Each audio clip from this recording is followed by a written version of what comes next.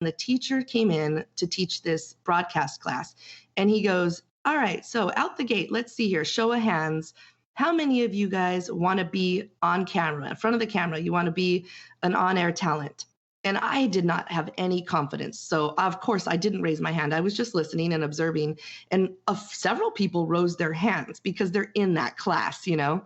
And he said, okay, well, I'm here to tell you that there are about 4 million people trying to get into a handful of television jobs. So you better have a backup plan. You better be a good writer. You better be a good editor. And instantly it just like squelched all of my dreams. I was like, yep, nope, that's not going to work. There's 4 million others, you know? And yeah, so it wasn't until years later, even though I became a great writer and everything else, that I actually told my husband one night. I just have always wanted to do that, never told anybody. And he was the first person that had any confidence and said, you could totally do that. What do you mean? Like, what does it take? Let's do it. That is Jodi Kodesh, this week on the Do It For Yourself podcast.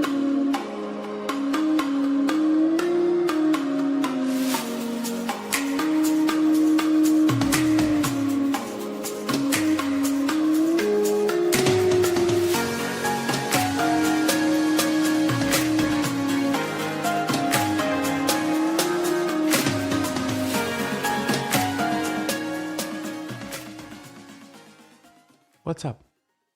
How you doing? How's everything going? I can't talk right now. I hope that you are having an amazing evening, afternoon, morning, whatever time it is, when you happen to catch this podcast. My name is Ian, and I am the host here on the Do It For Yourself podcast.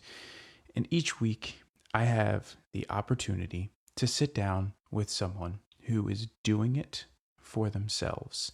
And this means that they are chasing a dream, hunting down a goal, and focused 110% on something that they want to do. They don't have a plan B, and they are going for it. And my guest this week, Jodi Kodesh, is no different. Jodi is a meteorologist who is working 100% digitally. She's doing it for herself. She records her weather in her home and posts it online for people to follow in the San Diego area. But Jodi did not start off this way. Jodi actually started with a major network, and she was working for a major network and ended up being let go from this network. And after a short period of time, kind of wallowing over what had happened, Jodi got a push from her husband to get back to doing what she was doing and get back to what she really, really loves. And since being pushed to do this and going 100% online and doing it for herself, Jodi has actually been named San Diego's best meteorologist, and she isn't on TV. So this is a really exciting episode. I had a lot of fun talking with Jodi, and I am really, really looking forward to sharing this with you. I've been sitting on it for a little while because we needed to wait to make the announcement until things were official. So congratulations to Jodi for this recognition, and I really hope that you guys enjoy this episode. If you're good, I'm good, and we can get going. Yeah, let's do it. Cool. So, Jodi, I just want to say thank you so much for getting in touch with me to be on the podcast this evening. I am really looking forward to bringing your story to the listeners of the Do It For Yourself podcast, because you truly are doing it for yourself. So Yes. I cannot do it justice. And I would like for you to give us just a little bit of an introduction and tell us what it is exactly that you are doing. Okay, so my name's Jodi Kodesh, and I'm a meteorologist, a certified meteorologist. And I've spent the past, say, 14, almost 15 years doing weather, various stations. Was in Palm Springs for about 5 years, and then got hired in San Diego, where I have been working for about 11 years at NBC 7 in San Diego. And then about a year ago, my contract ended, and I legitimately started doing it for myself. I started weather forecasting for myself and ended up landing a major sponsor. And so I've kind of made this crazy transition from broadcast television to digital forecasting, which has been amazing. So that's where I'm at now. I'm forecasting digitally, but in my industry, it's a big deal because everybody now is getting their news and their weather online. And I ended up exactly where I needed to be. So it's been kind of serendipitous, I guess. Yeah, so you are doing your weather broadcast Mhm. from the comforts of your home, Yes. and you are pushing it out online. I know that Mhm. you're pushing it out onto Instagram. At least there's some little Yes. sections that I saw that were being posted to Instagram. Mhm. But where else are you posting this, and how is it getting out to the people of San Diego? Okay. So when I was working in broadcast, I developed, and over the years, I should say, just even back when MySpace was big, I started developing a following for weather. So over the years, using all of my social channels, I developed a following which is not, enormous, but about maybe a combined following of about 50,000. Hmm. And right now, most of them are consolidated right around San Diego because that's where I've been the past 10 years on social media feeds. So Facebook, Instagram, Twitter, basically all of them. And so while I was working in broadcast, I would do, I would wake up early in the morning, I would do the weather, on the morning show, and then immediately do a Facebook Live or an Instagram Live where I would continue to talk about weather. And I think that's what became kind of my popular shtick. It was just, talking to so many people online. And then when that contract ended, as sad as it was for me for, a couple of weeks, like anytime you get like, a punch in the stomach where you're like, oh, what's going to happen? How am I going to do this? I realized, and my husband said to me, you lost a job, but you didn't lose people. Like you still have all of that side. And I still had so many people reaching out to me saying, where are you? Where's my daily forecast? And so I decided to kind of let me continue to do what I love. That's my passion. And I started building all of my own weather graphics. I started kind of just, picking myself up mentally and putting the forecast out on Instagram and on Facebook. I set up everything in my living room, completely got rid of my dining room table and put, box lights and ring lights and a green screen in my own house and just did it almost for fun and almost just to keep it going without knowing that I would be contacted and that the sponsorship would happen. So it ended up being like something I was doing to make myself feel better, something I was doing myself, to continue my passion. And then I got a sponsor, which allowed me to really be able to put it out. So what people are doing now is waking up, whether they open their Instagram or their Facebook, it's one of the first things they see is the forecast. So Hmm. it's cool that those people have said, I don't have to turn on the TV anymore. There you are, you're right there. And it worked out to have a sponsor as well to provide that. Now, I want to kind of take a couple steps back here Mhm. and go back to when you were in high school and that age of getting ready to go to college and figuring out what you want to do. Did Yes. you always know that you wanted to be a meteorologist, you wanted to be on TV, and you wanted to be that person who was delivering the weather to people every single day? Here's the thing. I always knew I was obsessed with weather. Well, from the time maybe between about 6 and 9 years old is when I kind of really, it started to flourish, where I just loved learning about weather. And that's because from Southern California, we didn't get it a lot, so we didn't get much weather. It was always sunny. And at around 9 years old, we moved to Chicago and I saw, real weather, snow Mhm. and wind. And then that was short lived. About 2 years after that, we moved right back to Southern California, and so I would always watch the weather on the news and look for when it would show, say, like the 5 day forecast or 7 day forecast. I would say, like, is there any rain on there? I would look for the rain. And we didn't get it very often, but I became pretty obsessed. Um, Never told anybody when I was younger or even in high school that I wanted to be a meteorologist because I think I lacked the confidence. I mean, quite frankly, you see people on TV, you don't think, or at least I didn't think, oh, I could be that. Mm-hmm. That could be me. No, I didn't come from that. And I was, from an area called San Bernardino, a town called Colton, and quite frankly, it just didn't happen there. It just didn't. It was like at the time our parents would say, go to school, get a good job at maybe the grocery store locally, work your way up. Maybe one day you'll be a manager. And it was just, one of those things, get your benefits. And it was kind of a climb the ladder atmosphere. And I didn't have that push or the confidence that, hey, you could go become a meteorologist. I didn't even know what the qualifications were for that. I just knew that I liked watching the weather person on the on the news because the weather person always seems so fun. And it wasn't until I went to college once, okay, got a degree in communications, and then got married that I met my husband and one random day ended up telling him, I've never told anybody this, but I've always wanted to be like a weather person. And he goes, well, what has stopped you from that? Because he came from a family that was totally different. They went after their goals. They never saw anything as too big.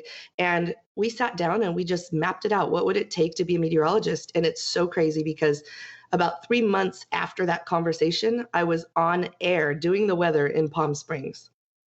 It was nuts. Wow. How quick it went once you actually apply yourself or get the confidence to do it.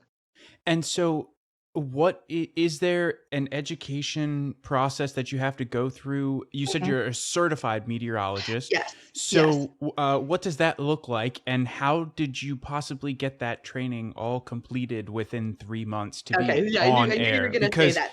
So that's, it's to me seems like a I very did short not period do of that. time. I did not do it all in 3 months. So this Okay. is what happened. Okay. So essentially, the night that I decided I want to be a weather person, I was like at a real changing point in my life. And I'm going like, we were married. I'm either going to have kids now or I'm going to tell him that I want to pursue this. And I have no idea what it takes to get there. Right. So I went online, I Googled, and this is years ago, or searched, I guess I should say, because back then I don't even know if it was Google, but I searched, and I searched how to become a meteorologist. Come across this like online book that was 100 pages long, and it said, the quickest way, one of the things it said was the quickest way to get in the door is to get an internship. So I wrote a letter, and this is what it did. It said, in order to get an internship, you're probably going to have to be in college, right? So I was like, I'll go back to school. This is what I've always wanted to do. And so I wrote a letter to all like 5 stations that were in Palm Springs at the time where I was living, and basically said, I'm enrolling back in school, and I had already started the online, enroll process and trying to get my transcripts. And I really would like to be an intern, and I'm passionate about this. And I wrote just this very heartfelt letter that was almost too heartfelt. It was just like basically begging to be there. And then I got a call back from like 3 of the stations. And one of them in particular was a new station. It was a CBS station there, beautiful place. And I really liked it. And it was the station I watched when I was living out there. And the news director said, Jodi, did you write this letter? If you wrote this letter, then we want you to come on. And I think she thought I might have pulled it from somewhere, like on the internet. Uh-huh. And I said, no, I wrote it. It's just I put it all out there. I want to come do this. And so they gave me an internship. Now, for 3 months, I busted my butt. I was like, I'm going to go in, I'm going to learn everything. And at the exact same time, I had started school. So I was taking classes and I was going to school. And basically, about 3 months into this, and I had learned all of the computer system, I had learned everything I could, there was somebody who quit, a weekend weather person, either quit or was fired. I can't really remember, and it doesn't matter. But what ended up happening is they were going into the Christmas months, or the Christmas holiday, where they were going to need someone to fill in like a lot of days. They needed somebody to do like all of the grunt work and take over for all of the weather people that were going to be taking vacation. So everybody was panicking. We have nobody, and it takes time to find somebody. And I was like, I'm right here. I would love to do it. And at the time, they kind of had a policy that they didn't hire interns. They wanted somebody that had more experience. The thing is, I had busted my butt for so long, and I had been there day in and day out working for free, and people saw how much I had put into it, that one by one, my fellow employees would go in and tell the news director, I think Jodi needs a shot. Like, I think you need to really consider her. And that's what they did. So for about a month, they made me audition, and the news director was so gracious. She was awesome. She would say, you need to change this, or you need to learn how to do your hair, or you need, all these little things that I didn't anticipate having to learn so soon, but I would do it. And I would work so hard, and I was studying. And after that month of auditioning, she told me, some people have it, some people don't. I think you have it. I'm going to give you this job. But it was like contingent on that I was going to school and getting that degree. So when I did get the degree, shortly thereafter, I did get a call from San Diego, and that's when I got a call from a bigger market, because I was a meteorologist. I had already had about 4 years of on-air experience in Palm Springs, and that's why I was saying it didn't take 3 months to do the school. It took me 3 months to get on air, and then I finished the school afterward. Okay. All right. Yeah, So that completely yeah, makes sense now, because like when I'm thinking of meteorology, I mean, you are studying models. Like you're looking at things that a regular person just quite possibly could not understand. uh-huh. So I'm thinking to myself, I'm like, how does How one did she do that? do that in 3 months? Right. Well, don't So, get it twisted. I will say this. There are a lot of weather people on air in the broadcast industry that are not meteorologists. There okay. are a lot. I can't lie. There are a lot. And so you will sometimes see where it will say the word meteorologist, or it will say weather reporter or weather person. So you can kind of know, if you look at that and you see the word meteorologist, they usually are one. But if it says weather something, it's probably somebody who's just delivering you the weather forecast, and might have a weather producer or somebody writing for them. And there's nothing wrong with that. But some stations do take that route. And that's usually because it's less expensive to hire somebody that way than it is to hire an actual meteorologist. N- You had asked about a certified meteorologist. Uh, yes. and what that was is, around the time I got hired in San Diego, this was around 2008.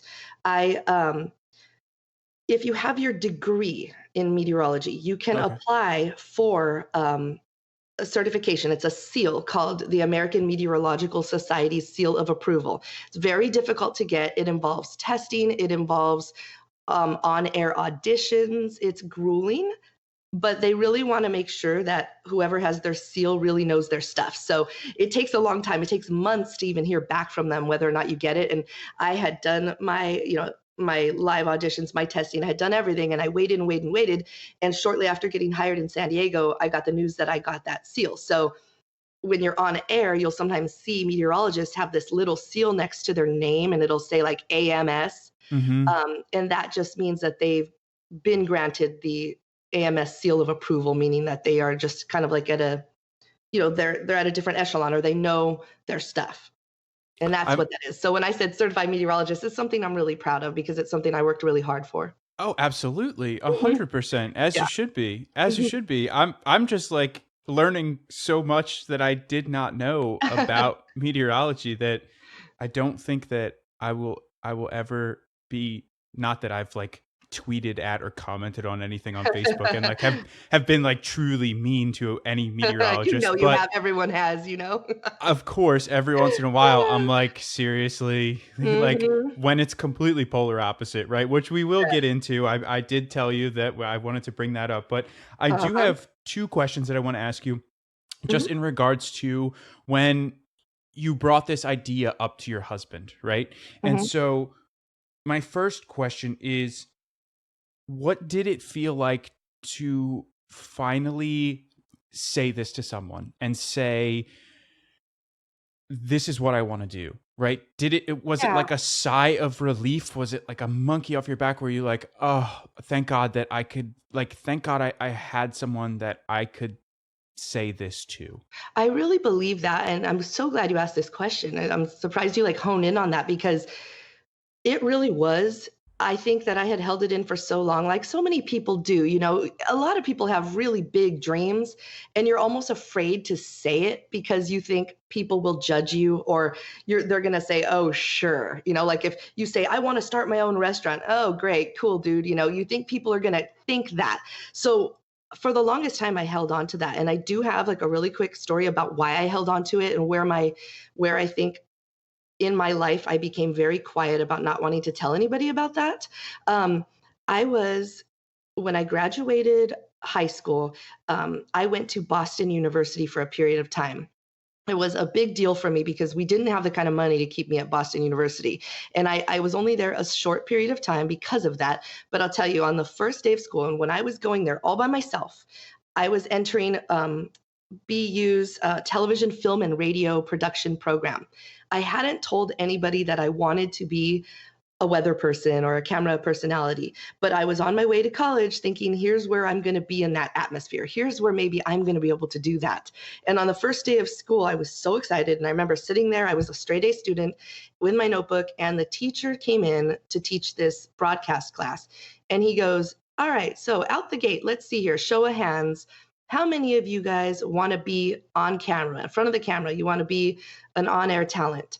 And I did not have any confidence. So, of course, I didn't raise my hand. I was just listening and observing.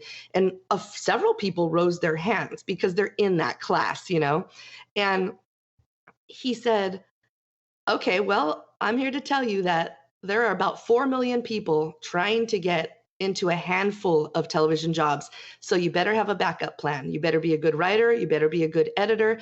And instantly it just like squelched all of my dreams. I was like, yep, nope, that's not going to work. There's 4 million others, you know?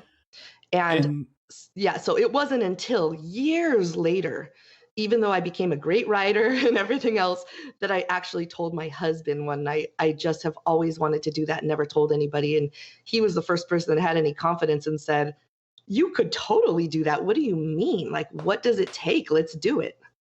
And so what was it like to have his support when you finally came out and said this? Because I'm sure you, even though you felt comfortable enough to mention this to him, I'm sure you were still very nervous about bringing this up. So once you Yes. brought it up and that was his response, Hmm. what did that feel like? It felt amazing because I think it was like having a team member, somebody to actually help me with it. Hmm. Even though he wasn't going to do any of the work, even though he wasn't coming with me to the internship, it felt nice to have that support system. And for him to say, "You could do this. What's the first step? What do we have to do?" That was everything for me because having just that little bit of support, and I wouldn't have gotten that support if I didn't tell somebody.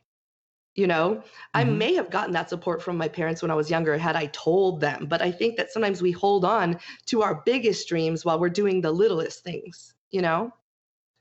Well, that, and I think that, as you were saying, your parents were kind of, I don't think, I mean, I don't think it was on purpose, but they were kind of No. telling you like, hey, go, this is the good route. This is the safe route. Yeah, old This school, is traditional. right. And I Totally. mean, I can completely understand that. There's still people, Mhm. I've told this podcast, I've told this story on the podcast before. It was probably a while back, but when I was in high school and I was in my senior year, I I'm the type of person that I don't have time for bullshit, right? And I don't Mhm. have time for stuff that I feel like is wasting my time. And so Yep. to fill my day with who knows how many electives to get me Yes. through the rest of the day because it's my senior year and I really only have to take a math and an English class. I Mhm. was like, this is a waste of my time. I don't want to do this. So I Yep. went to my parents and I said, listen, here's the thing. I can fill my day with a bunch of stupid stuff that's not going to help me. Or you can sign this piece of paper that says, I will take these classes that I have to take in order to graduate. I'm not going to have like a GED or anything like that. I'm going to have a high school diploma. Nothing's going to change, but I'm going to be released from school at 10:30 in the morning after I'm done my 3 classes that are required. And then I'm going to go to work and I'm actually going to get like resume experience. I'm going Yes. to get all this stuff, and I'm going to get a grade for my performance at work. And if I don't Mhm. show up to school, I can't go to work. And like, so my parents were completely down with it. They're You like, did yep, that. That's yeah, crazy. That's right. But incredible. my grandparents Uh-huh. thought that I was literally throwing my life away. Oh, of course. Like, I was never going to get into college. I was never going to get a job. I wasn't like, they were beside themselves. Uh-huh. They were beside themselves. And now to this day, I still graduated from a university with a 4-year degree and the same piece of paper that the person next to me got who took all Yes. their stupid classes senior year. So, I mean, I completely understand where you're coming from, and it's not necessarily a bad thing. I think it's just the time frame that they came from, and that So was what you true. were supposed to do. Mhm. It's exactly true. And it wasn't so it wasn't until I was a little older and that we were married that I had somebody else say, "All right, let's do it." But I wholeheartedly agree with you, and I have a 12-year-old son, so now we look at school very differently. Mhm. And now it's a completely more modern look at school and what's important and what kind of, experience he should be getting out of life, and I think that you had a handle on that early on then.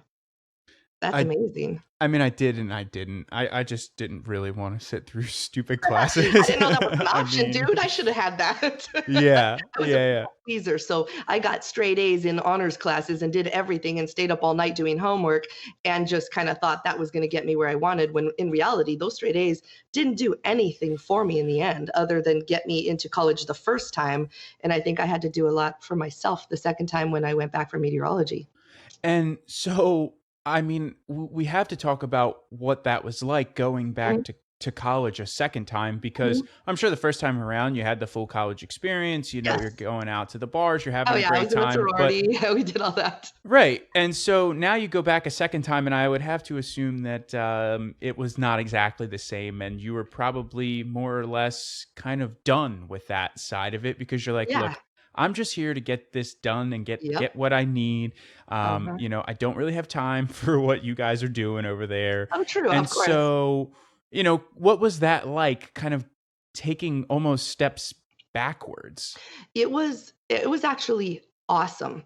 I highly recommend people to if they feel like they wanna switch careers or they need I loved every ounce of it because the first time I went, I was doing, all of the requisites, all of the things you have to do, like we were just talking about. The second time I went, I was signing up for things I was passionate about, that I wanted to learn about, things that I knew were gonna get me to that spot, and so when I was learning about weather and thunderstorms and severe weather, I was sitting there just drooling over it. I loved it. So it was a completely different experience. I was in and out of school though, as far as like I would get there, I would leave. I didn't make friends at school. I had a husband. I would go home, I'd do my homework. And it was like I couldn't get through with it quick enough. In fact, I had to petition the school to take more classes than they would allow me to take. So let's say you're allowed to take 4, I took 6. I wanted to finish it faster, and that was the difference. The first time I was going through the motions, I was going to, fraternity parties and enjoying classes, but this time was like business. Mhm. It was more meaningful. And it was something that you were more interested in. Oh, So yeah. I'm sure, even though you were taking 6 classes, it was 6 classes that you were interested in, and it probably didn't feel as painful as some of the things that you had to sit through the first time around, because these were topics and things that you were truly interested For in. sure. And that's why it's like when I speak at schools or I speak to young women a lot about science, it's like, do not sell yourself short. Go into what really lights you up. Don't lie to yourself early on. You have to recognize what gets you excited and try to make that your job. Because if you can do that, and I know people say that all the time and you hear it and it sounds so cliche, but I did it both ways. And in the end, it is much better doing what you absolutely love because then it really isn't work. And that's why I kept doing it after my contract ended at NBC. I was like, I didn't know what else to do. I was like, I'm gonna sit here and make my own graphics. I'm gonna sit here and make my own page, my own header. I'm gonna start my own YouTube channel. I was like, let's do what I love And it ended up working out because people will recognize in you when they see that you're excited about something. And if you can find that one thing, that's all that matters. Now, I want to talk about your first experience on air as a meteorologist, and talk about, and it doesn't necessarily have to be your first, your very first experience, but kind of once you came out of school and now you are in the industry, Mhm. you're on TV, this is it. This is exactly what you wanted to be doing. Yes. Talk to me about what that felt like. It felt amazing. Now, I'll tell you the very first time I was on air. I remember it was my big night. My parents, who lived about an hour away from us, drove in and they were there at my house watching the television, and I was at work. So my parents, my husband were there, and I'm standing in front of the weather wall and I know that it's coming up. And I mean, I could feel my heart in my throat. I Mhm. did not think I was going to be able to talk. I wanted to cry and run out. It was just ridiculous how nervous I was. And then they said something, like, oh, Jodi Kodesh is here and she's, new to the team. Let's welcome her and let's go over to her for the weather. Whatever they said, I blacked out. I couldn't even tell you.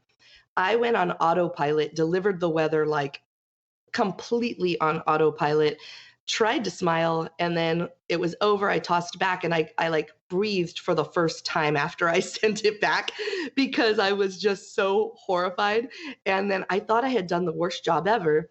And then everybody after was coming up like, oh my gosh, you're a natural. You did so good. That was awesome. And I'm like, nope, I couldn't have. I felt awful. And then my husband and my parents called. My parents were crying. They were bawling. My husband, I think, was too. He was so excited and was like, you did so good. We couldn't believe that was you. And like, it kind of gave me a new confidence that, yes, maybe I can do this, even though on the first time on air, I felt, you know, horrified. But, fast forward to my first time in San Diego and I already had some experience.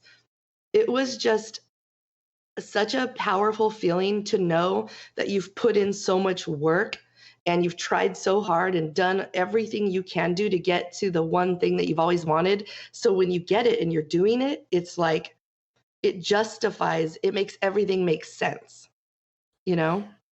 Just makes all of your hard work make sense. And so you put so much hard work into this industry, and was this all with the same news station?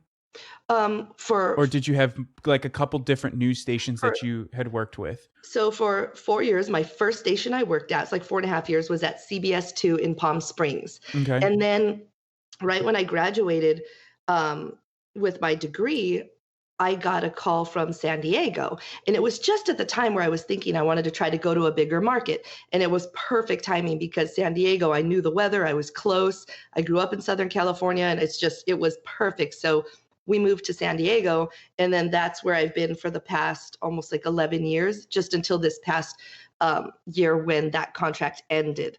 And so I've only been at two stations, which is rare. Usually people in my industry that have been working this long, say 14, 15 years, have bounced around to different stations. And I didn't want to do that. When my contract ended, I was like, no, the industry has changed. I want to deliver to the people that get my forecast every day and continue to do it. And that ended up happening. Now, before we get into you doing that, I do just want to ask, how does San Diego find out about a weather person who is in, Palm Springs? Like how does that work? I mean, because Yeah. they have their weather person or their Yes. meteorologist, whoever's doing their weather, Hmm. and I mean, how do they pick up the phone and call you? It's not, you didn't submit your resume or anything like that, know that they were looking for a new Right. meteorologist. Okay, it was crazy, and I think that there are so many things that happen in life that are just meant to be. I hang my hat on that phrase, but when I said I was graduating and got that call, I was actually on the field at the school in a cap and gown. I had just graduated. I was so proud, and I got a phone call. I thought it was from like a family member calling to congratulate me, and it was from the news director here in San Diego. Somebody that worked in the office there had seen a link of me doing the weather and sent it to him and said, you should call this girl. Well, apparently the person was just like in a I'm trying to think of the word. kind of like an HR or just like a receptionist position at the time, and saw me performing, sent him the link, and then he called me. So it just happened. And I legitimately accepted the job standing in the middle of the quad at the college in my cap and gown. So it was very strange. But also very meant to be. Somebody sent that over for a reason. Yeah. And it's like, that's how I feel my whole life has been. It's like all of these meant to be moments. And that was definitely a meant to be moment because I had kind of exercised my career there. I was there for 4 years. It was kind of hitting that point where there was, their main weather people, and I was like the third on the totem pole, and where I should have been, because I came in newer. And I started thinking maybe I wanted to do, something a little bigger or be a morning meteorologist. And so getting that call, it was like, I want you on my weather team. What's it going to take to get you down here? I was like, nothing, I'm on my way. Like, let's do it. And that really is the conversation that took place while I was standing there in my cap and gown. And then my husband overheard the whole thing and was like, you're kidding me, San Diego? I'm like, yes, we're going to San Diego. And it ended up working out for me. Lasted a long time, still doing it. Yeah. And so when you're on TV and social media kind of starts to really blow up, is there anybody who is saying, hey, Jodi, you should definitely get your Twitter profile going. You should definitely get a Facebook liked page. You should definitely, get your Instagram going and start putting some of these things out there? Or how did you begin that process as somebody who is on TV, Mhm. but wanted to, continue it outside of just your morning show? Well, see, ever since I would say probably like 7th grade, when like the first AOL, do you remember? Like, you probably don't remember, you're probably too young. AOL CD was sent out, and some people had computers and some didn't, and no social media existed at all. I got that. We happened to have a computer, and I got that CD and I put it in my computer, and I was like fascinated by AOL back in the day, and they had like chat rooms. Yes. And I was way too young, but I was chatting with people way too young. And I found the biggest fascination with just knowing there were people on the other side of the world that I could talk to. So I'm very much a computer person. I Okay. am a complete computer geek. I probably spend more time talking to complete strangers than my family. I'm always online. So it's one of those things where from a young age I started developing people that I considered friends, not like followers. And so then when MySpace came around, I started really building there, and I'd had a lot of followers and friends of friends on MySpace. And I would use them because I would be doing the weather in the desert in Palm Springs. And let's say there were spots like where I didn't have weather tools, like we didn't have a rain gauge. I would ask friends that were on line that I'd never met, let me know if it's raining there and how the rain looks. So I started using it as a network early on, and no one even knew what it was. So people at work would be like, what are you doing? What is that?" And I would explain to them what MySpace was. They would join it. And so I really started very early gathering that kind of following. And so when I moved to San Diego, I still had a lot of those, and Facebook came about, Instagram came about. And when Facebook came about, I was new to San Diego, and people were doing like fan pages. I don't know if you remember, but in the beginning, it wasn't like business pages or like, weather pages. It was like fan pages of Yeah. people on the news. So I went to my weather team and I was like, we should start an NBC7 San Diego morning team fan page. And I was the first one to start it, the administrator, and I would start just writing back to them in the middle of the show. So people would say, "Oh, I see there's an accident happening here in traffic," and I would write them back. I just had fun. It was just something I've always done. It's just been like me. And I think it came across well because that page grew and grew and grew. And eventually that page was taken over by NBC because that's, their company. And now it's like NBC7 San Diego's page that has like 500,000 followers, but it's just something that happened. People like to be talked to and not just to a camera. And so I like to talk to my followers. And so that's why I did develop a nice, really, really like loyal group of followers here in San Diego. Had I not done that, had it not been so natural, then this sponsorship would have never happened that allowed me to allows me to keep doing this job. Now, the other thing that I want to tie in and ask you about with building these relationships is, did being so open and out there and being the person that was talking to everyone ever come back to bite you? Because, as I said when we were talking before, the meteorologist, I think, is the person who catches the most shit from people when it Yes. comes to the morning show, the afternoon show, whoever, doesn't matter. Mhm. But the most famous phrase is, I could totally be a meteorologist and be paid to be wrong. Like, why didn't I think to do Hush your that? mouth. Don't ever say it again. So, I mean, Yeah.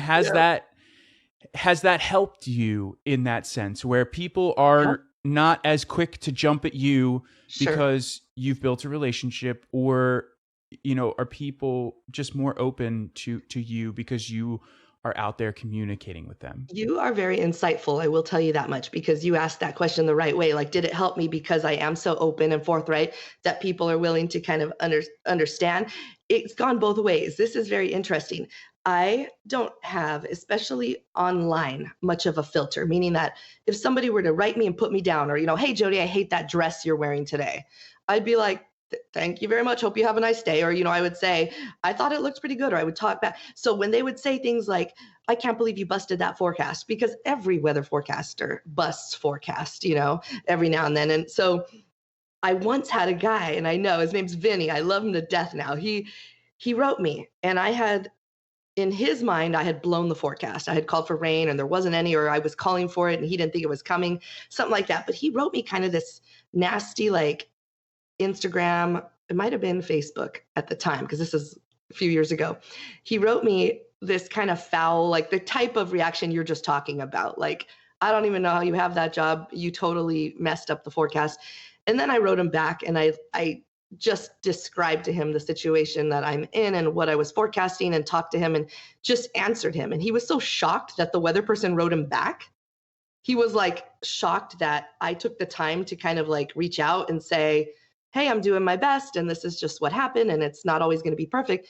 That he wrote back again. And we started this little dialogue. And he was like, I've always thought you were cool because you seem cool on TV, but I can't believe you wrote me online, and started following me on all my other channels. And then it was like a year later, we had this meetup at the station where we were meeting people for coffee out at a coffee shop. And he showed up to apologize for being such a jerk on the first interaction with me, and say, like, I had to come shake your hand. You've been awesome. I love following you. So I think people understand if you speak, but yeah, whether people are always going to catch that, it comes with the territory.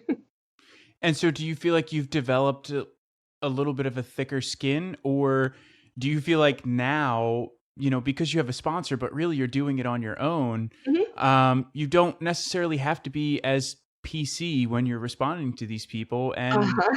every once in a while you can just tell them how you really That's feel? right. And you know what? That's how I've always wanted to be. Um, when you work in television, yes, it's a glamorous job. Yes, it's, everybody sees it as in, oh, you must be making so much money. Oh, you must be having the best job ever. And it is a great job. But in a lot of ways, your hands are tied with what you can say, what you can do, what you can wear, you know, all of that. So because I was so forthright with my online community, and because that's where I've been my most natural, I had to watch myself and censor myself. And, there were times I'd want to be like, you know what, don't say, there's been times you want to kind of unleash on people. And it's not always my nature to be that way, but I like um, that I have the option now to be more honest and more open, and talk a little bit more real with my followers. And I feel like that has really helped me grow. And I think that's the direction I really am glad to be going in, because before I'd have to watch every little thing I said, whether it was on air or online. And I think that's why things are moving in the direction that they're moving. And Yeah. that's why people are leaving terrestrial radio and they're going to podcasting, because Mhm. on podcasting, you can say whatever you want. Literally, you could say Yep, whatever you want, yep. and no one is going to tell you that you can or cannot. And if you have sponsors and the sponsors don't like something that you said on your podcast, Mhm. well, you can get in, like 9 times out of 10, you'll probably find a new sponsor. Yeah. And even people on Sirius XM and some of these other avenues, that's when Howard Stern, oh, he's going to XM because he can say whatever he want. Well, even still on Sirius XM, there's still somebody who's signing a check that you're an employee. And so I think that's why, things are going the way that they're going, because people are realizing that they can be themselves on some of these Yes. avenues. Yep, it's absolutely true. And then, I think that people aren't stupid either. When they watch you on broadcast, they know that you have a level of polish there. There's a level of professionalism. They know that, you're delivering the weather forecast a certain way. And then when they see you online and you talk to them and they maybe get a more real side of you, I think that they appreciate that. So I really like the ability to be myself and talk and say what I want and deliver the forecast. Like if I want to say today's going to be nasty, it's just going to be an ugly day. Or if I want to use words that I would never use on air, I can. And so I You think can use those words here too if you want. It's okay. I haven't gone full blown with how I would like to deliver this forecast every now and then, but we'll do it in bits and pieces. I mean, I have to ask, is there any point, and could you see yourself, or would you, I mean, I know you have a sponsor, so I don't know if they would still say anything, but like, if you just woke up one morning and you're like, you know what? Forget it. Today we're just going to go for broke. And you jump on and you're like, listen, it's going to be the shittiest day that we have ever seen. Like, this is 100% going to chance be of shit awful. today. Yeah. Yeah. I mean, You know what? I wouldn't do it. I wouldn't do it. And here's why. For one, that's kind of not me. And I have a lot of student followers. I have kind of been here a long time and I do speak at a lot of schools. So I have a lot of young followers that have grown up watching me and then are now following me that are like 18, 19, 20, uh-huh. and their children. So because of that, I try to keep my weather page family friendly but honest. So I'll say things that are a little out there every now and then, but I try to keep it fairly clean. And see, my sponsor is SDCCU, which is a credit union, San Diego Mhm. County Credit Union. And we fit well together because our demos are the same, basically growing families. So I try to keep my page cool that way. But yeah, if I wanted to wake up one morning and just go for broke, I guess I could. It would be kind of fun. Could we maybe we should start another page, I know. right? It's so funny you asked that because one Like, time I even thought of that. I was like, look, I have my little educational weather page where all of the friends and family come to. And then maybe I should tell everyone if you want to jump off to another page where it's extra, uh-huh. we'll just go for it there. So you've been in this industry Hmm. for a very long time. Hmm. You had success on TV. You had some unfortunate circumstances where, your contract ended. It was not Sure. renewed. Right. There was maybe a brief period of time where you felt like you had a rain cloud over your head and you're like, man, this sucks. What am I going to do? Yes. But, you got out of that and you moved into the digital age, and now you have a successful career in this digital platform. Yeah. So with all of this success, what do you feel like your number one tool for success has been? Ooh, that's a good question. Number one tool for success. Um, I think what it all boils down to is I've had that person, like I said, my husband, when I was, wondering whether to go into weather, that kind of person to give me that boost and say, you can do it, gave me more confidence to do it. And it also happened. I found a great team member, a great partner, a great husband. And so when this happened and my contract wasn't renewed, sure, he gave me my time to kind of like wallow in it for a second. But after a couple of days, he was like, people are still there wondering where you are. People are still checking for your forecast. You didn't lose them, and you need to get up and keep doing what you do because you didn't do all of that school and you didn't do all of this to let somebody else, a company, tell you who you are. You didn't stop being a meteorologist. You're still that. And it was like, yeah, and it was a blessing, but I think that I did have the confidence to do it on my own, but it was nice to have somebody recognize that I needed a little pick me up, and my husband was there for me. So I'll give him credit as like the the thing that has really helped me the most this past year. Well, and it's funny that you say that because I just recorded a podcast with someone, and it wasn't for my podcast. I was recording for their podcast. Mhm. And he brought up the fact that, the name of my podcast is the Do It For Yourself Yes. podcast. But I recorded a podcast at the beginning of this year that detailed my story completely from beginning to getting into triathlon and then kind of what's hopefully to come. Mhm. And he honed in on one thing and he said, you are doing it for yourself, but you had a support team as Yes. well, and Yep. that support team was really, really important. And it's just reflected in your story as well, Mhm. because you are doing it for yourself. Yes. You were brave and said to your husband, this is what I want to do. But he also stepped up and said, I am going to support you in this 100%. And he even gave you a kick in the pants and said, Mhm. look, like, it's time to get back to it. And Yes. sometimes we need that. We Mhm. need that support and we need that kick in the pants, even though we are on this journey, quote unquote, doing it for And ourselves. doing it for yourself is you're absolutely doing it for yourself by surrounding yourself with people that will build you up when you need it. We're not always perfect. We don't always, there's times I crumble. There's times that I'm on fire and totally confident. But and it's one of the things when I speak at schools too. Like sometimes I'll do these where I'll speak an inspirational speaker to say a whole district of senior high girls or college women. I'll speak sometimes, and it's actually part of my speaking that I discuss with them because they hear my story. They hear at the end, they go, oh my gosh, I love your husband.